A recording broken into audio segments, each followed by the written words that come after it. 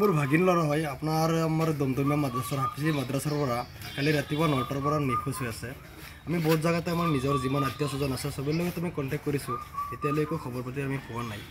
বৰ্তমান কথা হ'ল কি বাইক লৈ আমি ঘূৰি ফুৰিছোঁ, এতিয়ালৈ কোনো সন্ধান পোৱা নাই। এতিয়া ৰাইজৰ কাৰণে আমি সেইটো অনুৰোধ কৰিছোঁ যে যদি কোনোবা ক'ৰবাত দেখা পায় বা জানে আমাৰ কণ্টেক্ট নম্বৰ দিয়া আছে, যোগাযোগ কৰিবৰ কাৰণে আমি অনুৰোধ জনাইছোঁ। ল'ৰাটোৰ নাম কি? ল'ৰাটোৰ নাম মোজাহিদুল ইছলাম, বাপেকটোৰ নাম হ'ল আলী হুছেইন। ল'ৰাটোৰ গাঁওখনৰ নাম? গাঁওখনৰ নাম হ'ল তিনচুকীয়া। ল'ৰাৰ বয়স কিমান হ'ব? বয়স হ'ল আপোনাৰ 13-14 বছর।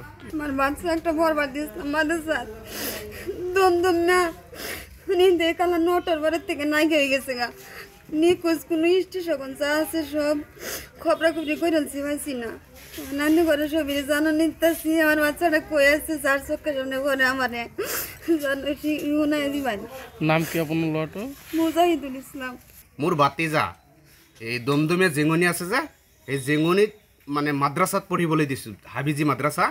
তাত মানে কালি মাদ্ৰাছা 9টা বজাত ছুটি হৈছে। 9টা বজাত ছুটি হোৱাৰ পিছত এই জাগিৰ ঘৰত আহিছে, মানে ভাত খাবলৈ আহিছে।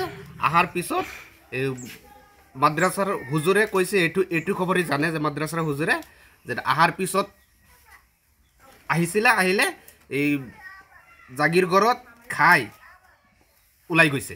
এটা ৰাস্তাতে এটা ছাত্ৰ মানে লগ পাইছে, তাক সুধিছে যে তুমি ক'ত গৈ আছা, কয় এইফালে গৈ আছে। এইটোৱেই খবৰ। ইয়াৰ পিছৰ পৰা মানে আমি তাক নিখোঁজ হৈ আছে।